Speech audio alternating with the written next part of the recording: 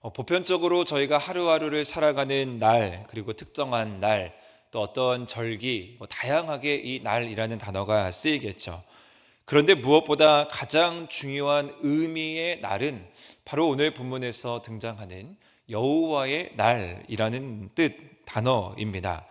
여호와의 날은 흔히 우리가 이야기하는 마지막 날, 종말의 날이라는 뜻이죠. 그래서 성경에는 그것을 그날이라는 표현으로도 자주 등장합니다. 바로 하나님의 특별한 개입이 있는 이제 종말론적인 날이 되는 것입니다. 하나님께서 역사적으로 결정적으로 개입하시는 그 날이 되는 것입니다. 따라서 이 날에는 성경에서 지금까지 계속 기록하고 있는 것처럼 이 날에는 심판과 구원이 동시에 일어나는 날이고, 기존에 있는 세계의 질서가 무너지게 되고 하나님의 질서가 확립되고 하나님의 주권이 확고하게 드러나는 날입니다. 오늘 읽었던 본문 짧은 1절에서 8절의 말씀을 읽었지만 오늘 본문에서도 이러한 일들을 우리는 확인할 수가 있습니다. 우리가 살아가면서 수많은 날들을 맞이하게 되는데요, 우리에게 찾아오는 가장 중요한 날이 바로 여호와의 날이고, 또한 오늘 우리가 살아가는 목적, 살아가는 이유가 바로 여기 있습니다. 오늘 스가랴 말씀 속에서도요, 이 마지막 때의 마지막 날에 일어나는 계시들에 대해서 말씀하고 있는데, 과연 어떠한 일이 일어나고 있는가 살펴보게 되면 1, 2절 말씀해 보시면 그날의 여호와께서 이방 민족들을 모아서 예루살렘을 치게 하신다라고 말씀하십니다. 그래서 그 결과 하나님께서 선택하신 그 언약 백성들이 재물을 약탈당하고 약탈자들은 그것을 나누어서 가지게 될 것입니다. 또한 더 나아가 심지어 예루살렘의 여인들은 폭행을 당하고 주민의 절반들은 끌려갈 것이다 라고 이야기합니다. 분명한 심판이 그 가운데 있습니다.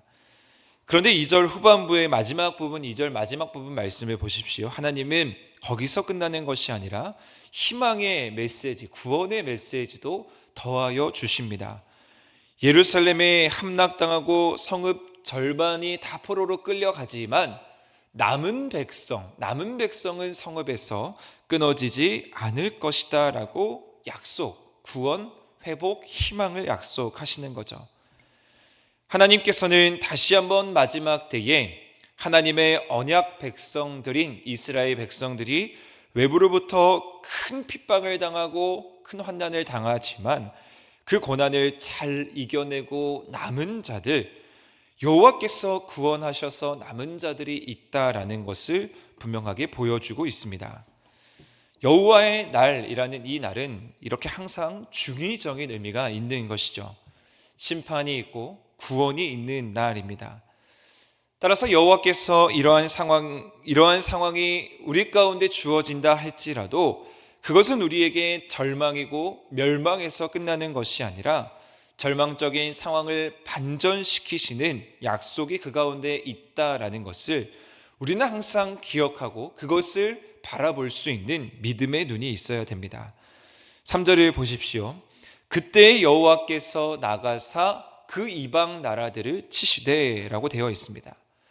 1, 2절 말씀에 예루살렘 성을 함락하고 예루살렘 성이 공격을 당하고 약탈당하고 있지만 거기서 그치는 것이 아니라 남은 자들을 통해서 이제 그때에 여호와께서 직접 나가셔서 다시 그 이방인들을 하나님께서 직접 치십니다. 이것이 바로 우리는 이해할 수 없는 하나님의 방식이고 하나님의 때입니다. 우리는 이제 하나님께서 직접 나가셔서 싸우는 것을 보기만 하면 되는 것이죠. 우리에게 약탈과 성읍이 함락되는 일이 있을 수 있지만 우리가 남은 백성으로 굳건하게 서 있다면, 우리가 구원의 그 선택받은 백성으로 끝까지 믿음을 지키고 서 있다면 이제 우리가 보는 것은 무엇이냐면요, 하나님이 직접 싸우시는 것을 보게 된다. 그것이 바로 우리가 누리는 축복이라는 것입니다. 하나님께서는요, 하나님의 백성이 거하시는 그 땅, 우리가 거하는 그 땅을 결코 버리지 않고 끝까지 함께한다라는 분명한 약속을 하고 계신 것입니다. 4절 말씀해 보시면 그날에 그의 발이, 즉 여호와의 발이 예루살렘 앞 동쪽 감난산에 서게 됩니다. 여호와께서 감난산 위에 임재하신 후에 그 산 한가운데에서 동서방향으로 갈라지고 산의 절반은 북쪽으로 다른 절반은 남쪽으로 밀려나 중앙에 어떤 일이 발생하게 됩니까? 큰 골짜기가 생기게 됩니다. 여호와의 임재가 큰 지진을 일으킨다라는 말씀이십니다. 그런데 더 놀라운 것은 5절 말씀에 보시면 하나님의 임재를 통해서 하나님의 함께하심을 통해서 생겨난 이 매우 큰 골짜기가 결국에는 하나님의 백성들의 피난처가 된다라는 사실입니다. 그 골짜기가 아셀까지 이르면서 여호와의 백성들을 보호하는 골짜기가 되는 것이죠.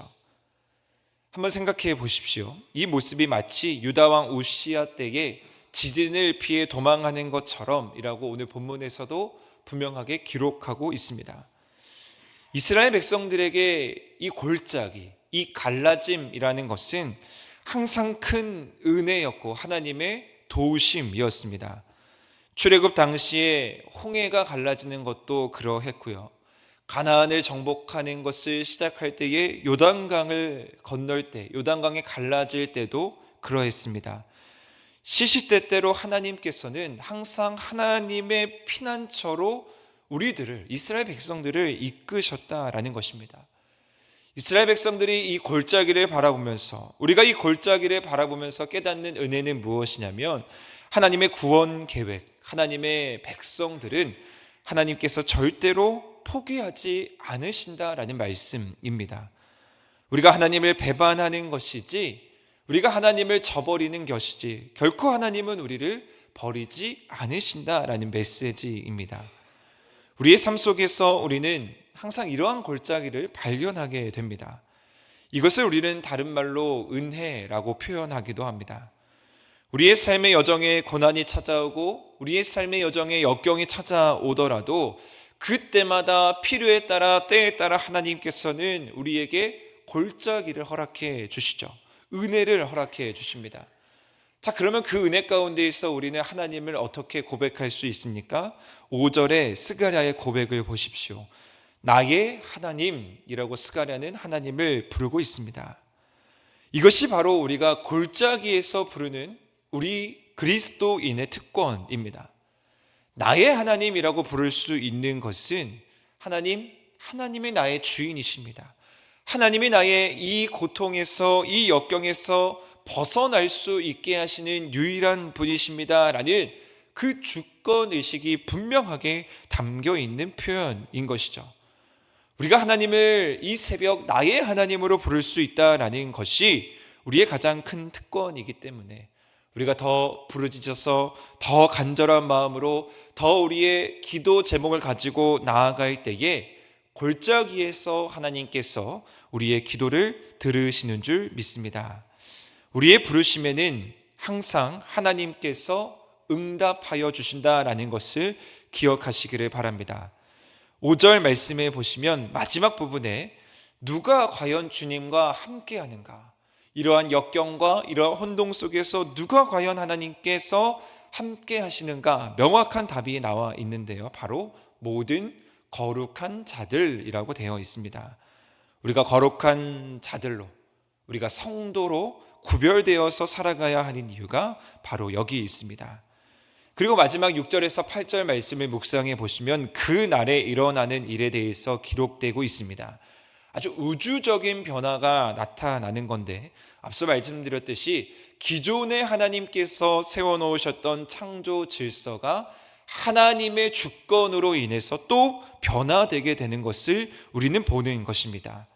해와 달과 별, 우리가 당연하게 태양이 떠오르고 태양이 지고 달이 떠오르는 이 세계의 질서가 하나님의 역사로 말미암아 그 날에 다시 그 질서가 확립된다라는 말씀이 6절에서 8절의 말씀입니다.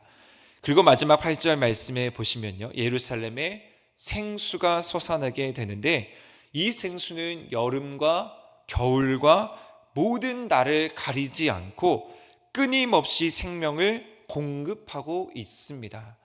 무엇을 다 의미하고 있습니까?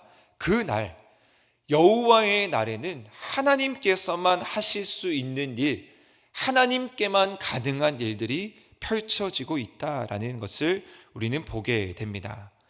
사랑하는 성도 여러분, 오늘 우리가 이 새벽 붙들어야 하는 신앙의 중심의 말씀이 바로 여기에 있습니다. 오늘 말씀을 정리하면 한마디로 요약할 수 있습니다. 모든 주권은 바로 하나님께 있습니다. 심판도 하나님께 있는 것이고, 남은 자들을 구원하고 회복하는 것도 하나님께 있는 것이고, 우리가 당연하게 여겼던 세계의 질서를 흐트르면서 그 질서를 다시 확립할 수 있는 분도 바로 우리가 믿는 하나님께 있다라는 것입니다. 따라서 우리는 고난의 시간에도 일하시는 하나님을 바라봐야 되고, 절망 가운데에서도 새로운 길, 골짜기를 여시는 하나님을 바라봐야 되고, 우리가 주목할 것은 오늘 에스겔의 고백처럼 나의 하나님 부르짖으면서 우리가 거룩한 자들로 바로 서 있을 때 우리에게 소망을 주시고 우리에게 희망을 주시고, 우리가 그날, 결국에 우리가 바라보는 것은 그날 아니겠습니까? 그 날을 바라보며 그 승리할 수 있는 그 놀라운 역사가 우리 하늘이 모든 성도님들, 특별히 이 새벽의 자리를 지키시는 우리 가운데 임하기를 주님의 이름으로 간절히 축원드립니다.